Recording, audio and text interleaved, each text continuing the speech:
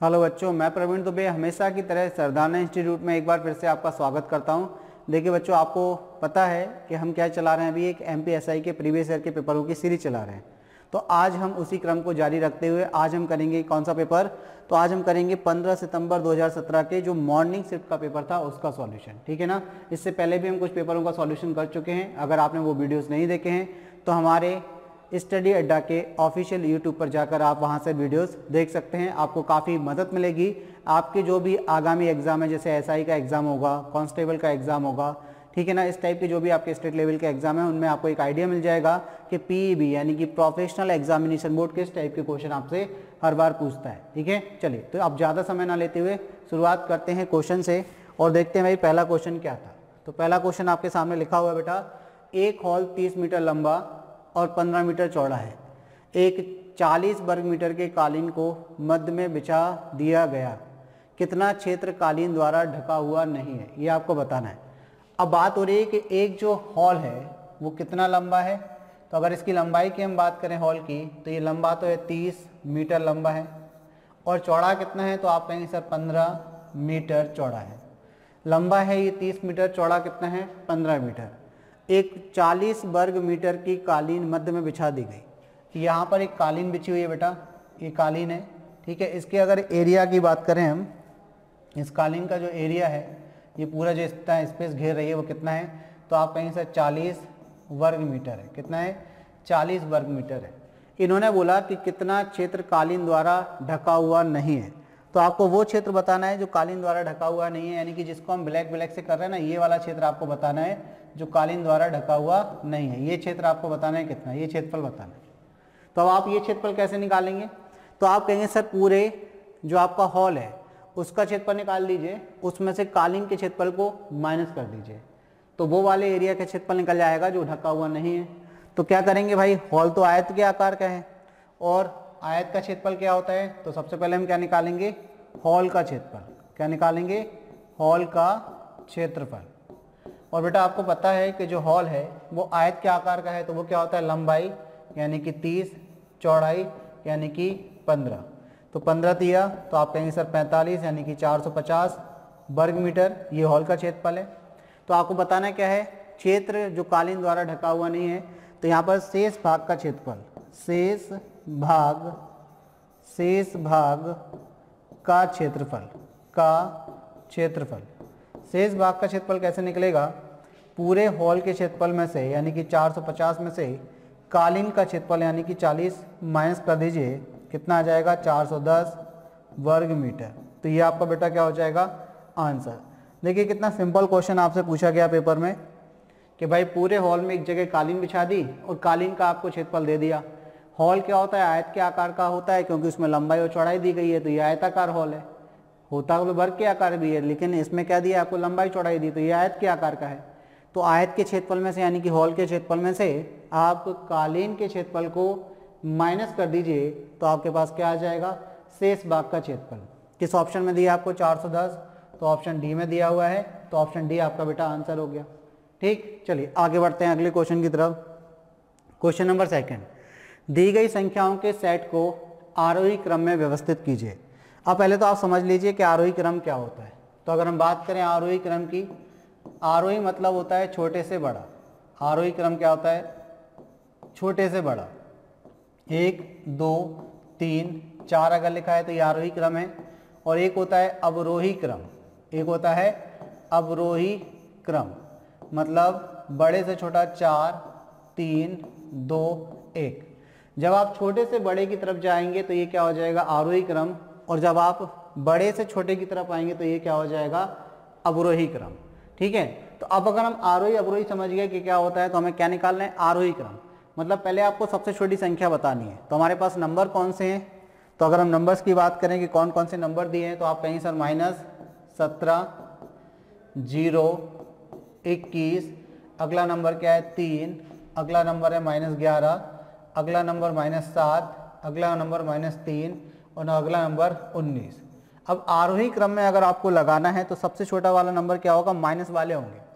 इनमें से सबसे छोटे जो माइनस वाला नंबर होगा वो सबसे छोटा होगा, यानी कि माइनस से शुरुआत होगी सबसे पहले। तो अब आप ये बताइए -17, -11, -7 और -3, इन सब में सबसे छोटा कौन सा होगा?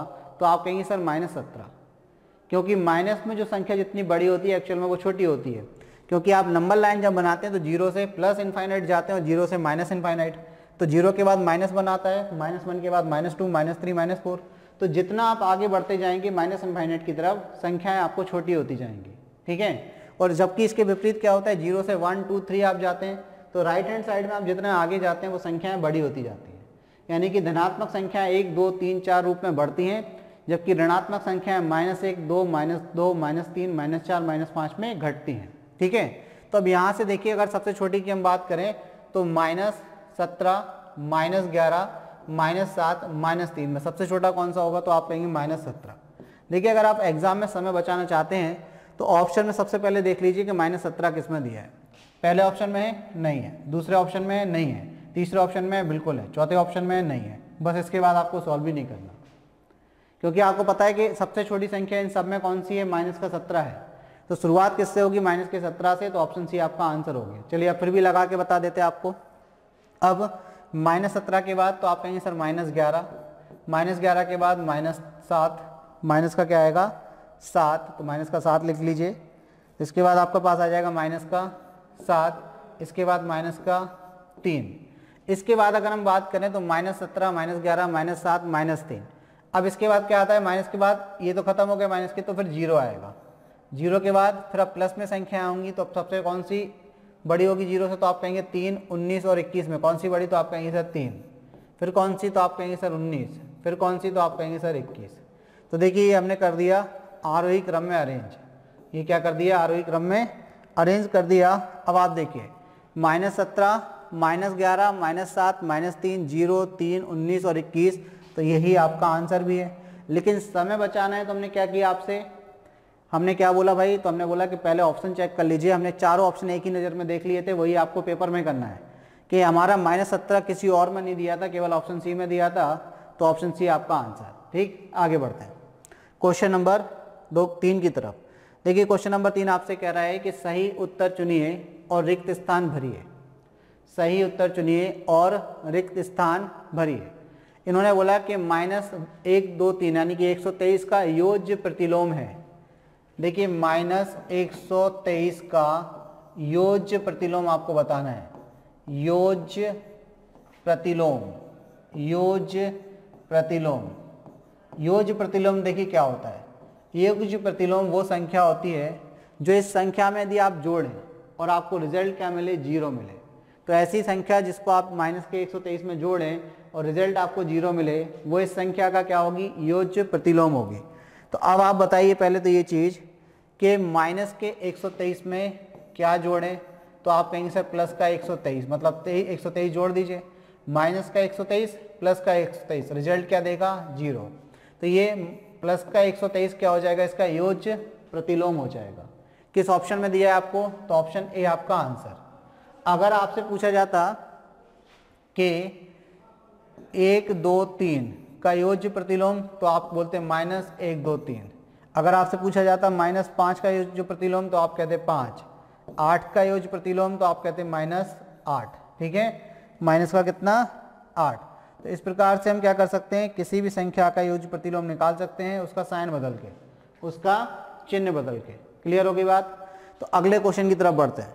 Question number 4। देखिए क्वेश्चन नंबर 4 आपसे कह रहा है उपयुक्त तत्समक का प्रयोग करके 5.5 का स्क्वायर माइनस 1.5 के स्क्वायर का गुणनखंड कीजिए और उत्तर निकालिए। तो सबसे पहले तो ये चीज़ समझ लीजिए, उपयुक्त तत्समक का प्रयोग करके मतलब इनका कहना है कि आप जानते हैं ए स्क्वायर माइनस बी स्क्वायर का एक फॉर्मूला होता है जिसको हम a प्लस बी और क्या बोलते हैं बेटा? a माइनस बी बोलते हैं। तो इस क्वेश्चन को हम ए स्क्वायर माइनस बी स्क्वायर के फॉर्मूले से सॉल्व कर सकते हैं। तो आप कहेंगे सर बिल्कुल कर सकते हैं, क्योंकि a square minus B square equal to होता है a plus b a minus b. तो यहाँ पर हम क्या करेंगे? A square minus B square का फॉर्मूला लगा देंगे। तो यहाँ हम लिखेंगे 5.5 का होल स्क्वायर माइनस 1.5 का होल स्क्वायर, तो हो जाएगा आपका 5.5 प्लस 1.5 इंटू 5.5 माइनस 1.5, ठीक है। अब 5.5 में 1.5 जोड़ेंगे आप तो कितना हो जाएगा, तो आप कहेंगे सर 7। 5.5 में से 1.5 माइनस करेंगे तो कितना हो जाएगा, आप कहेंगे सर 4। तो 7 चौको कितना हो जाएगा 28। तो 28 बेटा क्या हो गया, आपका आंसर हो गया, ठीक है। तो इस क्वेश्चन का आंसर क्या निकलेगा आपका 28। तो ऑप्शन बी जो है आपका आंसर हो जाएगा। तो बस आपको एक फॉर्मूला याद रखना है कि a² minus B square equal to क्या होता है, a plus B into a minus B. Clear बात। आगे बढ़ते हैं, क्वेश्चन नंबर 5 देखते हैं। देखिए फिर से कुछ ऐसा ही टर्म लिखा है कि उपयुक्त तस्मक का प्रयोग करके x² माइनस 23x प्लस 42 के गुणनखंड कीजिए। तो यहाँ पर अगर आप कोई तस्मक का इस्तेमाल कर सकते हैं तो बिल्कुल करें, नहीं तो आप क्या कर सकते हैं, डायरेक्ट गुणनखंड आपको निकालने पूछा तो फाइनली आपसे क्या है कि खंड कीजिए। खंड कीजिए मतलब क्या, गुणनखंड कीजिए।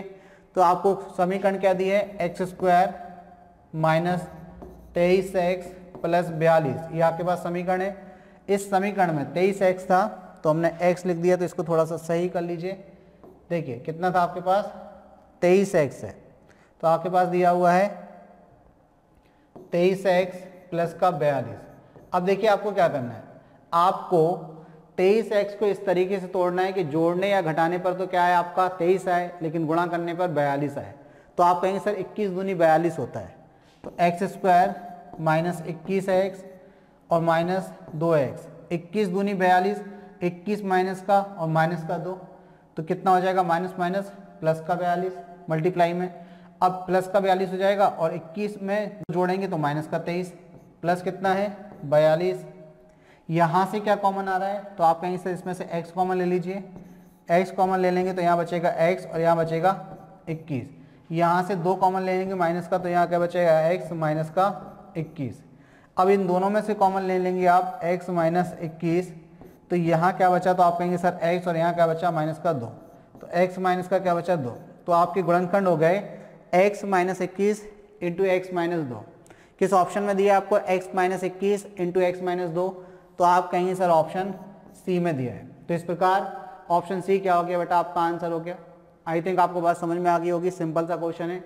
गुणनखंड करने केवल एक वर्ग समीकरण आपको दी थी, किस तरीके से करते हैं, तो आपका जो x वाला कोफिशिएंट होता है उसको आपको इस तरीके से तोड़ना है कि जोड़ने या घटाने पर तो क्या आए 23 आए, लेकिन गुणा करने पर 42 आए। तो हमने देखा 21 दूनी 42 होता है, तो 21 और 2 23 हो जाएगा और गुणा करने पर 42 मिल रहा है, ठीक है। चलिए आगे बढ़ते हैं, क्वेश्चन नंबर 6। क्वेश्चन नंबर 6 क्या लिखा है बेटा, तो यहाँ बोल रहे हैं दो संख्याओं का योग 125 है, यदि एक संख्या दूसरी संख्या से 17 कम है तो संख्याएं हैं। इस टाइप का क्वेश्चन जब भी आए ना कि जब आपसे दोनों संख्याएं पूछ लें तो हमेशा किससे करना, ऑप्शन से। तरीका भी बताएंगे कि कैसे करना है आपको, लेकिन पहले आपको ऑप्शन से करना है। इसका तरीका क्या रहेगा वो भी हम समझेंगे, लेकिन आपको पहला मेथड क्या लगाना है, ऑप्शन। क्यों, क्योंकि उन्होंने पूछा है तो संख्याएं, मतलब दोनों संख्याएं पूछ ली, और अगर दोनों संख्याएं पूछ ली तो इसका मतलब ऑप्शन में दोनों संख्याएं होंगी। और उन्होंने क्या बोला कि दो संख्याओं का योग 125 है, यदि एक संख्या दूसरी संख्या से कितनी है 17 कम है। मतलब इन संख्याओं का योग तो 125 है और उनका अंतर कितना है 17। 17 कम का मतलब क्या, अंतर 17 है, ठीक है। तो आप देखिए योग कितना मिल रहा, तो आप कहेंगे सर 125, सही बात है पहले ऑप्शन में, लेकिन अंतर 100 में से 25 तो 75। इन्होंने कितना बोला 17, पहला ऑप्शन कैंसिल। दूसरा ऑप्शन देखिए 108 और 17, तो आप कहेंगे सर 125, लेकिन अंतर 108 में से 17 जाएगा तो 1 बचा 10 गया तो 91 91, तो अंतर 91 मिला, जबकि 17 मिलना था, ये भी कैंसिल। तीसरे ऑप्शन पे आते हैं, इनका योग करते हैं 9 6 15 की 5, हासिल में 1 6 6 12, 125 हो गया योग तो, लेकिन अंतर आप करेंगे तो देखिए 16 में से 9 जाएगा तो आप कहेंगे सर 7, ठीक है, और कितना 6 जाएगा 6 में से तो कितना 0, तो अंतर मिला 7, तो ऑप्शन सी भी कैंसिल। तो जब सी भी कैंसिल हो गया, ए भी कैंसिल हो गया, बी भी कैंसिल हो गया, तो ये बात कंफर्म है कि ऑप्शन डी क्या होगा, आपका आंसर होगा। चलिए देख लेते हैं, योग करते हैं 4 और 1 5, 7 5 12, योग 125 आया। अंतर करते हैं 11 में से 4 गया तो आप कहेंगे कितना 7 बचेगा, और 6 जाएगा 7 में से तो 1, देखिए अंतर कितना आ गया 17। तो दोनों कंडीशन सेटिस्फाई हो गई, मतलब दो संख्याओं का योग कितना है 125 और अंतर कितना है 17। तो ये ऑप्शन की मदद से ऑप्शन डी क्या हो गया, आपका आंसर हो गया। तो ऑप्शन से काफी आसानी से आप इस क्वेश्चन को कर लेंगे। अब आपको बात करनी है कि प्रोसेस क्या रहेगी, तो देखिए इन्होंने बेटा आपसे बोला है कि दो संख्याओं का योग कितना है, तो संख्या मान लीजिए x और y, उनका योग कितना है 125 और उनका अंतर कितना है x माइनस वाई, तो आप कहेंगे सर 17। अब आपको पता है कि दो समीकरण अगर आपके पास हैं, एक समीकरण x प्लस वाई बराबर समथिंग और एक समीकरण x माइनस वाई बराबर समथिंग, तो हम कैसे निकालते हैं भाई x और y की वैल्यू। तो हम यहाँ पर पहले दोनों को जोड़कर 2 से भाग लगा देंगे तो x का मान आ जाएगा, और दोनों को घटाकर 2 से भाग लगा देंगे तो y का मान आ जाएगा। तो x कैसे निकालेंगे, 125 प्लस 17 डिवाइड बाई 2, 7 5 12 की 2, 142 हो जाएगा। ये 142 का आधा करेंगे, 2 से 7 बार, एक बार, देखिए 71 आ गया एक संख्या। y की वैल्यू कैसे निकालेंगे, तो 125 माइनस 17 डिवाइड बाई कितना, तो आप कहेंगे सर 2, तो ये कितना हो जाएगा 108 हो जाएगा। 108 डिवाइड बाई 2, 2 5 10, 2 चौको 8, तो 54 आ गया। देखिए 71 और 54 यही ऑप्शन थे कि नहीं, तो बड़ी संख्या आपकी 71 और छोटी संख्या 54। तो आप इस तरीके से भी कर सकते हैं, जब आपके पास एक समीकरण x प्लस वाई बराबर समथिंग हो और दूसरी समीकरण x माइनस वाई बराबर समथिंग हो, तो दोनों नंबर्स को जोड़कर 2 से भाग लगाइए तो आपको बड़ी वाली संख्या मिलेगी, दोनों का अंतर कर 2 से भाग लगाइए तो आपको छोटी वाली संख्या मिल जाएगी। ठीक है, चलिए आगे बढ़ते हैं। Question number 7। क्वेश्चन नंबर 7 कह रहा है भाई, एक पासे को 17 बार उछाला गया और परिणाम नीचे दिए गए हैं, तो 6 4 5 6 6 2 1 1 6 2 3 3 6 5 4 1 3 की बारंबारता निकालिए क्या होगी। अब इन्होंने क्या बोला है कि एक पासे को अब आप 15 बार फेंक रहे हो, तो देखिए यहाँ पर कितनी बार फेंका गया, तो आप कहेंगे 1 2 3 4 5 6 7 8 9 10 11 12 13 14 15 16 17, 17 बार हो गया भाई यहाँ पे। तो जबकि इन्होंने बोला कितना, इन्होंने बोला है कि 15 बार फेंका जाता है। ठीक है, एक पासे को 15 बार उछाला गया और परिणाम नीचे दिए गए हैं, तो परिणाम अगर नीचे दिए गए हैं और इन्होंने क्या पूछा है कि बारंबारता बताइए क्या है, तो बारंबारता होती है जो नंबर सबसे ज़्यादा टाइम आया है। ठीक है, तो या तो आप 15 को 17 कर लीजिए, क्योंकि काउंटिंग यहाँ पर देखिए कितनी हो रही है, 1 2 3 4 5 6 7 8 9 10 11 12 13 14 15 16 17, तो आप यहाँ पर 15 की जगह क्या कर लीजिए 17 कर लीजिए क्वेश्चन के। ठीक है, नहीं तो आपको 2 डेटा हटाना पड़ेगा। अब डेटा अगर हम हटाएंगे तो हमारी बारंबारता चेंज हो जाएगी, फिर हो सकता है ऑप्शन ही ना मिले आपको। तो इन्होंने बोला कि एक पासे को जब 17 बार उछाला गया, जैसे एक बार फेंकोगे तो कुछ ना कुछ एक अंक आएगा, आपने वो नोट कर लिया, दूसरी बार फेंका तो कुछ ना कुछ अंक आएगा उसके फलक पर, उसके फेस पर, तो फिर आपने नोट कर लिया। तो एक बार फेंका तो 6 आया, एक बार फेंका तो 4 आया, एक बार फेंका तो 5 आया। तो इस प्रकार जब 17 बार उसको उछाला गया तो परिणाम नीचे दिए गए हैं, मतलब 6 4 5 6 6 2 1 1 6 2 3 3 6 5 4 1 6, ये आपके परिणाम आए 17 बार फेंकने पर। तो आपको बारंबारता बतानी है, ध्यान रखना बारंबारता क्या होती है, जो नंबर सबसे ज़्यादा बार आया है वो बारंबारता कहलाती है।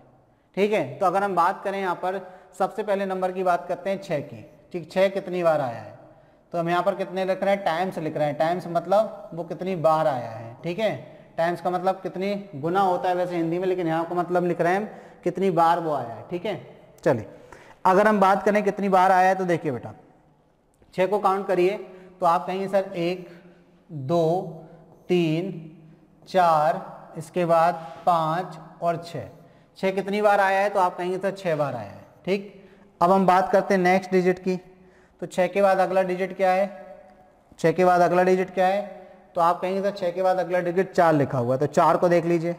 अब हम बात करते हैं 4 की कि 4 कितनी बार आया है, तो देखिए 4 को देखिए, 4 देखेंगे हम 1, फिर इसके बाद यहाँ कहीं नहीं है 2, तो 4 कितने बार आया है, तो आप कहेंगे सर 2 बार। ठीक है, 4 कितने बार आया है, 2 बार। अगले डिजिट की तरफ बढ़ते हैं, नेक्स्ट डिजिट देखते हैं, 4 के बाद क्या दिया है 5, तो अब हम देखेंगे किसको, 5 को, कि जो अंक है, ये अंक लिख रहे हैं हम एक तरफ, ये अंक है और ये कितने बार आए हैं उनको हम पुनरावृत्ति लिख रहे हैं, वही बारंबारता कहलाती है। ठीक है, अब 5 कितनी बार आया है, तो 5 को देखिए, 5 कितनी बार आया है, तो आप कहेंगे सर 1 बार, इसके बाद 2 बार, तो 5 भी कितने बार आया है, तो आप कहेंगे सर केवल 2 बार, तो 5 भी 2 बार आ गया। ठीक है, इसके बाद नेक्स्ट डिजिट देखते हैं हम, 5 के बाद क्या है 2, 2 कितनी बार आया है, अगर हम 2 की बात करें तो आप कहेंगे सर 2 कितनी बार आया है, तो देखिए एक बार, दो बार, इसके बाद कहीं भी नहीं है, नीचे नीचे देखिए कहीं भी नहीं है, तो 2 भी 2 बार आया है। चलिए अब हम बात करते हैं अगले डिजिट की। 2 के बाद अगला डिजिट क्या है? 1।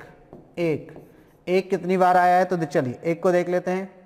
1 को देखिए तो आप कहेंगे सर 1 बार, 2 बार, उसके बाद 3 बार, तो 1 कितने बार आया है? तो आप कहेंगे सर 1 3 बार आया है। चलिए 1 से फ्री हो गए। अब इसके बाद हम बात करते हैं कि अगला डिजिट क्या है। 1 के बाद क्या था? 3। 3 कितनी बार आया है? तो हम 3 की बात करते हैं। तो 3 देखिए बेटा आपका, तो आप कहेंगे सर 1 बार और 2 बार। 3 कितनी बार आया है? 2 बार। तो यहाँ पर लिख दीजिए आप कितना? 2। सारे अंक फ्री हो गए कि नहीं? देखिए सब पे गोले बन गए, मतलब कोई भी नहीं बचा। तो अब आप देखिए कि सबसे ज़्यादा बार कौन सा अंक आया है। तो देखिए 6 बार आया है, बाकी ये 2 2 और ये 3 और ये 2 बार, तो बारंबारता क्या हो जाएगी? 6 हो जाएगी। तो कौन सा ऑप्शन हो जाएगा बेटा आपका? ऑप्शन ए जो है वो आपका आंसर हो जाएगा। क्लियर है बेटा बात? चलिए, तो जितने नंबर की पुनरावृत्ति होगी, जो नंबर सबसे ज़्यादा बार आएगा वो उसकी बारंबारता है। ठीक, आगे बढ़ते हैं। क्वेश्चन नंबर 8 देखते हैं। देखिए क्वेश्चन नंबर 8 आपसे कह रहा है कि ए बी सी डी एक वर्ग है, सी के निर्देशांक -4, -4 हैं। यदि ऐसा है तो ए के निर्देशांक आपको बताना है। अब आप जानते हैं कि वर्ग की प्रत्येक भुजा बराबर होती है। बराबर होती है इसका मतलब क्या है? इन्होंने सी के निर्देशांक आपको दिए हैं -4, -4, यानी कि एक्स अक्ष पर ये दूरी जो कितनी है? तो आप कहें सर ये -4 है। वाई अक्ष पर ये वाली दूरी कितनी है? तो आप कहें सर ये भी -4 है। एक्स अक्ष पर -4 और वाई अक्ष पर -4 है। तो इसका मतलब यहाँ पर एक्स अक्ष पर कितनी दूरी होगी? 4, और वाई अक्ष पर तो दूरी कितनी होगी? -। अगर आपसे बी के निर्देशांक, हम सब पे चर्चा करेंगे, हम एक एक चीज़ पे चर्चा करेंगे कि अगर हम बात करें कि बी के निर्देशांक क्या होंगे, अगर आपसे पूछे जाएं बी के निर्देशांक कितने होंगे, तो आप कहेंगे सर एक्स अक्ष पर कितना? 4, और वाई अक्ष पर कितना? -4। तो एक्स अक्ष पर 4 और वाई अक्ष पर -4, तो ये बी के निर्देशांक आ गए। ठीक है, अब हम बात करें, क्योंकि आप जानते हैं कि वर्ग की प्रत्येक भुजा बराबर होती है, यानी कि मूल बिंदु से उसकी दूरी हर जगह समान होगी। तो अगर हम यहाँ पर बात करें कि एक्स अक्ष पर 4, तो वाई अक्ष पर यहाँ कितना? तो आप कहेंगे सर यहाँ भी 4। तो एक्स अक्ष पर 4, एक्स अक्ष पर कितना? 4। तो आपको एक्स अक्ष पर कितना लिखना है बेटा? 4 लिखना है, और वाई अक्ष पर भी कितना लिखना है? आपको 4 लिखना है। तो यहाँ पर भी 4 और यहाँ पर भी 4, तो ये ए के निर्देशांक हो गए, ये हमारा आंसर है। लेकिन हम डी के भी निकालते हैं। अगर हम डी के निर्देशांक की बात करें क्या है, तो आप कहेंगे सर एक्स अक्ष पर -4 और वाई अक्ष पर 4, तो -4 और 4 ये आपके डी के निर्देशांक हो जाएंगे। इस प्रकार वर्ग के जो चारों शीर्ष हैं, वर्टेक्स हैं, उन सभी के निर्देशांक आपके पास आ जाएंगे। अब पूछे किससे यहाँ पे भाई? आपसे पूछे ए के निर्देशांक क्या है, तो ए के निर्देशांक 4,4 किस ऑप्शन में दिख रहा है बेटा आपको? 4,4 ऑप्शन सी में दिख रहे हैं। तो ऑप्शन सी क्या हो जाएगा? आपका आंसर हो जाएगा। क्लियर?